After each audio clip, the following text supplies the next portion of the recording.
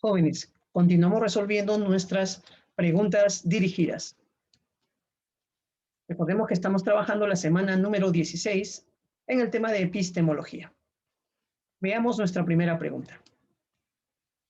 Pregunta 1. Dice, teniendo en cuenta las características de la ciencia, indiquen los enunciados compatibles. 1 en Romanos. La ciencia sigue un conjunto de pasos para resolver un problema. ¿No? Jóvenes, cuando decimos si la ciencia sigue un conjunto de pasos, obviamente estamos haciendo referencia, al hablar de un conjunto de pasos, a su carácter metódico. Entonces la ciencia tiene un carácter, la ciencia, podríamos decir, es metódica, ¿no? La ciencia es metódica. Entonces, en ese sentido, tendríamos una primera característica válida, ¿no? Esto sí sería válido. La ciencia no comete errores que impidan su desarrollo. La ciencia no comete errores. Pues aquí sí estaríamos cometiendo un error, ¿no? Porque la ciencia sí falla, sí se equivoca, ¿no? Los científicos cometen pues algunos errores en sus leyes, en sus teorías. Jóvenes, y sobre eso va corrigiéndose luego. Entonces, no, la ciencia sí falla porque la ciencia es perfectible. Perdón, la ciencia es falible. Esa es la otra característica de la ciencia. 3. ¿Los descubrimientos científicos son meramente ficticios? No. La ciencia es objetiva, jóvenes. La ciencia habla de la realidad. No es que los descubrimientos científicos sean una ficción o sean irreales, ¿no? Eso estaría mal. Los conocimientos dentro de un campo científico guardan una consistencia entre ellos. Cuando hablamos de consistencia, hablamos de coherencia lógica. Y cuando hablamos de coherencia lógica entre ideas, hablamos de un sistema. Entonces, lo que estaríamos diciendo en esta parte es que la ciencia es sistemática. En ese sentido, ese enunciado estaría correcto. Listo.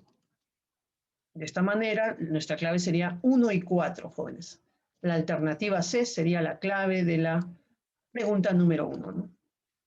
Aquí tenemos también la solución, joven, ya teórica dada pues por el profesor que elaboró el material. Ustedes pueden revisarlo también, les doy un tiempo para que lo puedan leer con calma. Y ahora sí, jóvenes, pasamos a la siguiente pregunta. Pregunta número 2. A ver, leamos.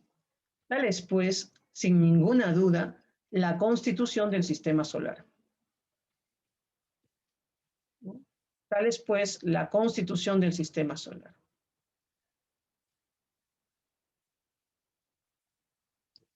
El globo inmenso del Sol, foco principal de los diversos medios movimientos de este sistema, gira en 25 días y medio sobre sí mismo.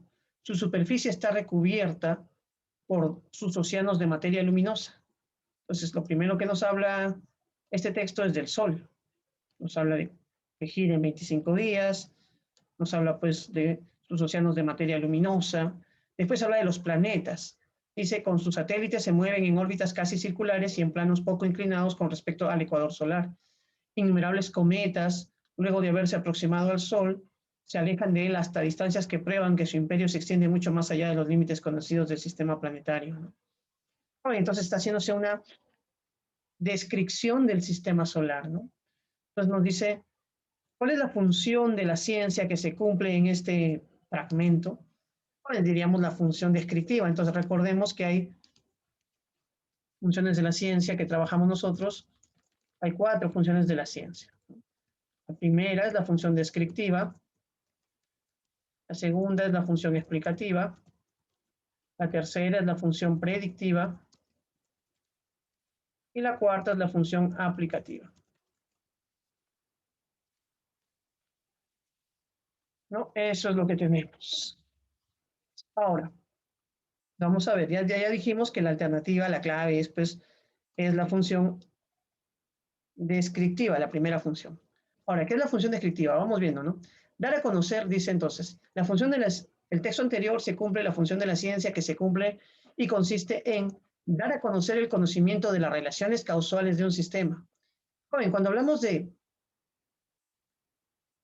relaciones causales de un sistema, ¿no? Cuando hablamos de relaciones causales, ya no estamos hablando pues de una descripción, ¿no? En ese sentido estamos hablando ya de una explicación. O sea que aquí la clave no podría ser, porque esto es una explicación. La comprobación de una hipótesis y su aumento del conocimiento, jóvenes. Si hablamos de comprobación, ya estamos hablando de contrastación de hipótesis. Joven, la contrastación de hipótesis no es una función de la ciencia, es sí parte del método científico, pero no es una función de la ciencia. El control y el dominio de la naturaleza inanimada y animada. Bueno, esa idea de que la ciencia sirve para controlar la naturaleza es pues parte de la forma de su función aplicativa, ¿no? Entonces la clave C sería aplicativa. Y la presentación de las propiedades y relaciones de las entidades de un sistema. Joven, sí, esta sería la clave. Una descripción, ¿no? Según cómo se describe aquí, muy bien, es transmitir las propiedades y relaciones que existen entre las entidades, es decir, entre los objetos que existen en un sistema. En este caso, el sistema solar, o sea que esta sería la descripción. ¿No? Esta sería una descripción. Entonces, ahí tenemos la función descriptiva. La clave sería la alternativa D. Ya, muchachos, esa sería nuestra pregunta. Veamos ahora la solución que el compañero, pues, nos ha dado también, ¿no? Alternativa D, jóvenes. Tenemos ahí. ¿Qué se está haciendo? Se está haciendo una descripción del sistema solar y se está entonces presentando las propiedades y relaciones que existen entre un sistema. Listo. Pregunta 3, jóvenes. En la pregunta 3 dice, las dos grandes teorías del siglo XX, la física cuántica y la relatividad general, son incompatibles la una con la otra. Y lo que hizo Hawkins es identificar un terreno perfecto en el cual podían aplicar ambas teorías, la superficie de no retorno de los agujeros negros. Jóvenes, del pasaje anterior se puede destacar principalmente el carácter, ¿no?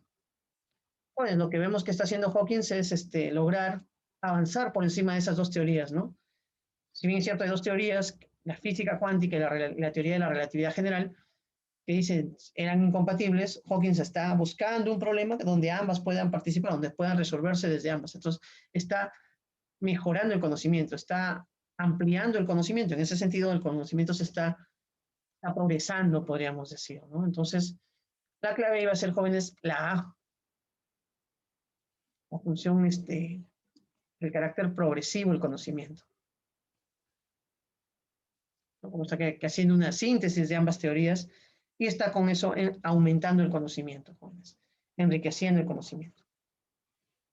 Listo, pregunta 3, joven, está resuelta. Ahora vayamos a la pregunta número 4. La pregunta 4 nos dice, una de las tareas fundamentales de la comunidad científica es la investigación. Para llevar a cabo esta tarea, los científicos siguen la guía del método científico, cuyo primer paso es. Jóvenes, hay dos formas de interpretar la metodología científica.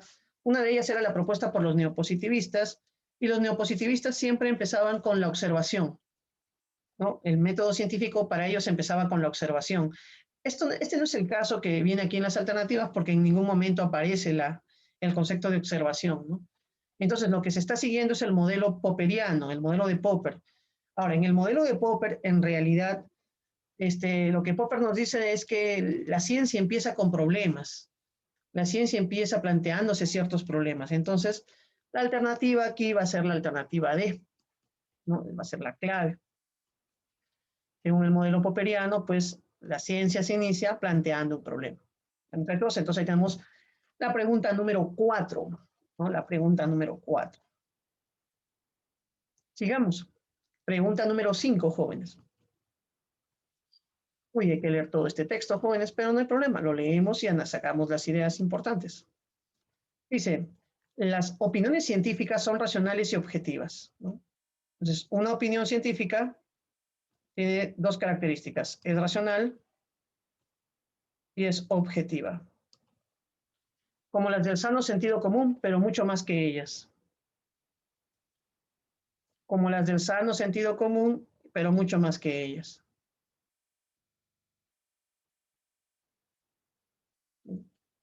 Entonces, jóvenes, ahí tenemos el famoso sano sentido común.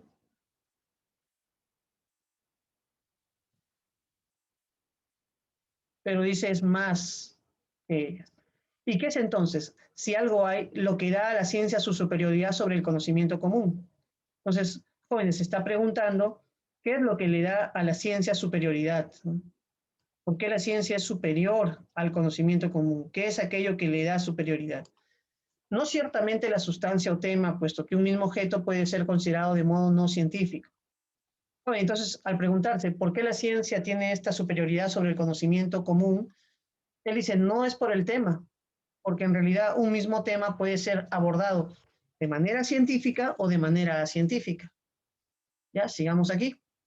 La hipnosis, por ejemplo, nos dice, puede estudiarse de un modo acientífico, como ocurre cuando se describen casos sin la ayuda de la teoría ni del experimento. Pero también puede considerarse como un hecho supernormal o hasta sobrenatural, que no implica ni a los órganos de los sentidos ni al sistema nervioso, o sea, como resultado de una acción directa de mente a mente. Por último, puede plantearse el estudio de la hipnosis científicamente. Esto es construyendo conjeturas acerca del mecanismo subyacente al comportamiento hipnótico y controlando, contrastando dichas hipótesis en un laboratorio. En principio, pues, el objeto tema no es lo que distingue la ciencia de la no ciencia, ¿no? Entonces, miren, ahí tenemos esto, ¿no? En principio, esta es una conclusión importante que ya estaba arriba, pero que ahora lo vuelvo a mencionar. No es el tema, no es el objeto de lo que se estudia lo que distingue la ciencia. Ahora dice ahí, ¿no? Si el objeto no puede ser lo distintivo de toda ciencia, entonces tiene que serlo el procedimiento y el objetivo. La peculiaridad de la ciencia tiene que consistir en el modo cómo opera para alcanzar algún objeto determinado.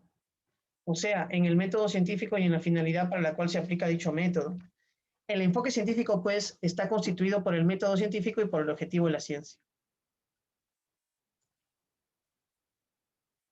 Entonces, lo que le hace científico el conocimiento, lo que le da superioridad es su método, jóvenes. Eso es lo que el texto nos está diciendo. O sea, no es el tema lo que hace que algo sea científico, porque el tema dice, un tema puede estudiarse de manera científica o no científica, pero obviamente lo que hace que algo sea, lo que hace que nuestros conocimientos sean científicos es el método elegido para investigar. ¿Ya, muchachos? Entonces ahí tenemos el texto de Mario Bunge, lo hemos leído, lo hemos analizado, y a partir de nuestro análisis vamos a las preguntas. Pregunta 5. Un aspecto que distingue a la investigación científica es, jóvenes, la clave. Obviamente ya hemos dicho, la clave va a ser el tipo de concepción filosófica del investigador, no han mencionado en la lectura. La sustancia o objeto de interés, no, el tema no es. La forma de reflexión filosófica, no, no hay forma de reflexión filosófica. La clave posible, joven, la única clave es esta, la manera de abordar a los objetos. Porque la manera de abordar a los objetos justamente es el método. ¿Ya, muchachos? Entonces ahí tenemos la clave de la alternativa 5, de la pregunta 5 es la alternativa D. ¿Ya? Entonces ahí tenemos pregunta 5, dado, ¿no? Pueden ustedes, muchachos, también darse un tiempo para que lean ahí la solución dada por el maestro. Pasemos ahora a la pregunta número 6. ¿Ya? Pasemos a la pregunta número 6. En la pregunta número 6 dice, ¿podemos afirmar que tanto la ciencia como el sentido común pueden tratar los mismos problemas? Sería la clave ahí, jóvenes. ¿Se distinguen por el objeto de estudio? No. ¿No realizan investigaciones de algún tipo? No. ¿Proporcionan informaciones equivocadas? Sí, podría decirse también la D, joven, pero lo más importante es que en la lectura se resalta de que un mismo tema puede ser tratado científicamente o no científicamente, o sea que el sentido común también puede abordar un tema que la ciencia desarrolla. Por eso la alternativa sería la A. Listo, muchachos, vamos por buen camino, vamos resolviendo nuestras preguntas, sigamos. Pregunta 7. Se afirma que una ley científica es una proposición verdadera que describe una regularidad o estructura simple de la naturaleza. ¿No? Entonces, mira lo que nos está diciendo, ¿no? Estamos hablando de las leyes científicas. Las leyes científicas se nos está diciendo que son proposiciones verdaderas, se nos está diciendo que también describen una regularidad, eso es importante, describen una regularidad, y también son estructuras simples de la naturaleza, ¿no? Entonces, señale, dice, los enunciados compatibles con la ley científica. Entonces, ¿es una hipótesis confirmada, jóvenes? Yo creo que sí, ¿no? Toda ley científica en algún momento ha tenido que ser, en un primer momento, una hipótesis. Una hipótesis que luego ha sido sometida a un proceso de contrastación y en la cual se ha confirmado, ¿no? O se ha demostrado que no es falsa, ¿no?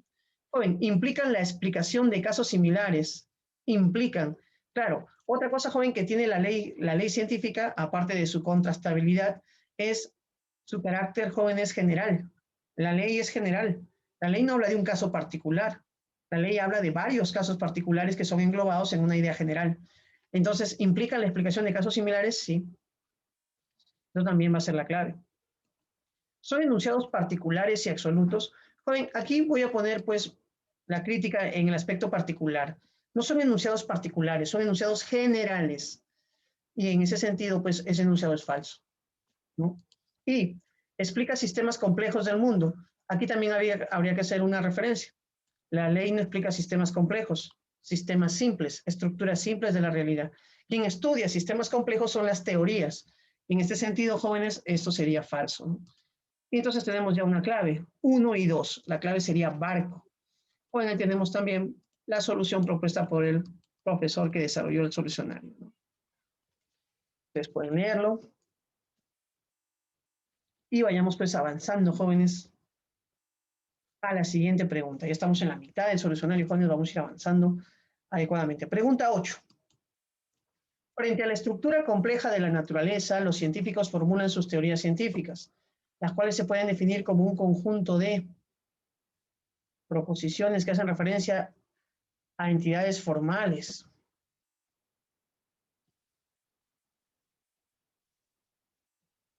Jóvenes, entidades formales son solo las entidades abstractas, las entidades matemáticas, ¿no? Y la ciencia, pues, no se reduce solo a entidades formales, ¿no? Entonces, la clave A no sería, ¿no? No podría ser la clave A. Digamos, dice, las teorías científicas se pueden definir como un conjunto de fórmulas matemáticas que están abiertas a cualquier otra fórmula. Jóvenes, fórmulas matemáticas, sí, o sea, cuando se hace una ley, se puede decir que hay fórmulas matemáticas, pero en una teoría, joven, es más complejo, entonces no se puede reducir una teoría, creo, a una fórmula matemática. Las leyes sí. Hipótesis verificadas con sus respectivas consecuencias, ¿no? ¿No? Creo que esta clave podría ser, jóvenes, la C. Y dice entidades que forman parte de una concepción universal del mundo. No, pues tampoco, ¿no? Si bien es cierto, las teorías científicas explican un aspecto general, jóvenes, una estructura más compleja, tampoco es que estudien lo universal, ¿no? Eso también sería erróneo. Entonces la clave sería la C. Vamos a ver, jóvenes, lo propuesto por el compañero que hizo el solucionario, ¿no? Claro, la alternativa sería la C. Ahí tenemos, él pone como ejemplo las leyes de Newton, ¿no? Listo, jóvenes, pregunta 9. El conocimiento científico se caracteriza por ser, bueno, aquí la clave es selectivo, pues, ¿no? El conocimiento científico es selectivo, en cambio el conocimiento filosófico es totalizador. Entonces la clave va a ser la A. Ya, eso selectivo, ya sabes, significa que los científicos eligen una parte de la realidad, sujeto particular de estudio, y a partir de ahí profundizan, ¿no? Entonces la clave sería ahí 9, avión. Ya, muchachos, 9, avión. 9, avión. Pregunta 10, jóvenes. Pasemos a la pregunta 10. ¿Qué función de la ciencia nombra las cualidades o características de los fenómenos naturales? Bueno, esto es una definición, ¿no? Una definición que se hace referencia a la descripción, señalar características, señalar cualidades de un fenómeno, es describirlo. Entonces la clave aquí no necesita mayor pues, explicación, ¿no? La clave sería la B, ¿no? La clave B. Nos faltan ya unas cuantas preguntas, jóvenes, vamos terminando este solucionario. Dice, a ver, veamos aquí. Según Mario Bunge otra vez, leamos. La verificación de enunciados formales solo incluye operaciones racionales. Mira, para verificar enunciados formales, es decir, enunciados matemáticos, solo se usa la razón. En tanto que las proposiciones que comunican información acerca de la naturaleza, pueden, es decir, los enunciados empíricos y de la sociedad, han de ponerse a prueba por ciertos procedimientos empíricos, tales como el recuento, la medición. Pues aunque el conocimiento de los hechos no proviene de la experiencia pura, por ser la teoría un componente indispensable en la recolección de informaciones fácticas, no hay otra manera de verificar nuestras sospechas que recurrir a la experiencia, tanto pasiva como activa, ¿no? Jóvenes, entonces el texto nos está diferenciando entre la verificación de las ciencias formales, que se caracterizan por ser deductivas y entonces se verifican solo racionalmente, y obviamente de las ciencias fácticas. No lo menciona de esa manera, pero es lo que está hablando. Las ciencias fácticas son las ciencias que estudian los hechos, son las ciencias naturales y las ciencias sociales. Entonces vamos viendo ahí, jóvenes, cuáles son los resultados, ¿no? Pregunta 11. Señala el enunciado que se deduzca del texto anterior. La verificación en las ciencias formales depende de los hechos. Jóvenes, la verificación en las ciencias fácticas, no en las ciencias formales. Falso. Los enunciados formales no hacen referencia a los hechos. Los enunciados formales no hacen referencia a los hechos. Eso, jóvenes, es verdadero. Bueno, no sé si es la clave, pero es verdadero. La verdad de los enunciados de hechos dependen de las operaciones mentales. Bueno, esto es falso, esto también es falso, ¿no? Bueno, si es un enunciado empírico, si es un enunciado basado en hechos, tiene que verificarse en la experiencia, no en operaciones mentales. El conocimiento de los hechos debe prescindir de la experiencia, no puede prescindir de la experiencia. Entonces la clave va a ser la B, como ya habíamos adelantado, jóvenes. La clave es la B.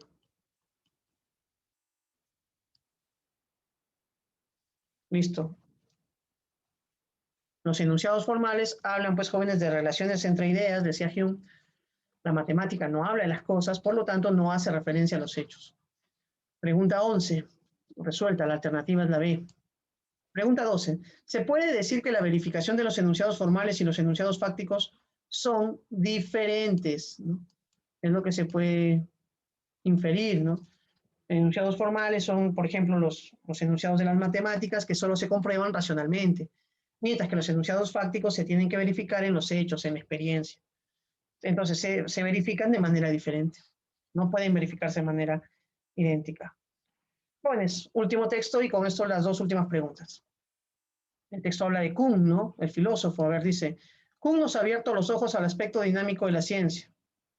Aspecto dinámico.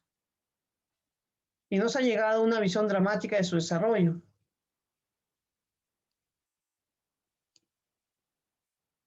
Digamos, la empresa científica se articula en torno a comunidades de especialistas que comparten un mismo paradigma, en el sentido más vago y general de la palabra, que abarca presupuestos, conceptos y métodos comunes, ¿no? Los problemas o rompecabezas que van surgiendo o se van resolviendo desde los supuestos del paradigma compartido, contribuyendo así al progreso de la ciencia normal. Cuando los problemas sin solución posible, anomalías, se acumulan en el paradigma, entra en crisis. Y el desasosiego invade a la comunidad. Lo que se requiere y se produce es, en cambio, un paradigma, un cambio radical de paradigma. Bueno, si surgen anomalías, si el paradigma entra en crisis, lo que se quiere es cambiar de paradigma, un cambio radical de estilos, conceptos, supuestos. Y a eso se le llama una revolución científica. Los revolucionarios verán el mundo de un modo inédito, incomparable con el antiguo. Eso lo tomaron de Albert Einstein. Y dice, y formarán una comunidad nueva que sustituirá a la antigua, conforme se vayan muriendo los componentes de esta última, incapaces de convertirse o adaptarse al cambio de paradigma. En estos procesos de ciencia revolucionaria de cambio conceptual radical, no se puede hablar de progreso, pues ambos paradigmas representan esquemas y lenguajes intraducibles e inconmensurables. No se puede hablar de progreso, nos dice el texto. Listo, muchachos, ahí tenemos pues la filosofía de Thomas Kuhn resumida en esta pregunta. Vamos a borrar y vamos a ir a las preguntas ya. De acuerdo con Thomas Kuhn, la comunidad científica unifica criterios a partir de un conjunto de presupuestos, conceptos, métodos a los que englobamos dentro del concepto de, ¿qué es lo que defiende la comunidad científica? El paradigma, ¿no? Su paradigma. Entonces la alternativa 13 sería la D, jóvenes. Y de la pregunta 14, de acuerdo con el texto, una revolución científica implica, jóvenes, una sustitución de paradigma, un cambio del paradigma. No significa, pues, un mejoramiento, ni una reforma, ni una evolución. Solo una sustitución. Cambiar un paradigma antiguo por un paradigma nuevo. Muchachos, ahí tenemos también la solución dada por sus profesores. Y con esto hemos llegado, jóvenes, al final de la primera, ¿no? Al final ya de la resolución de nuestra práctica dirigida. Muchachos, entonces nos vemos con esto. Hasta la próxima.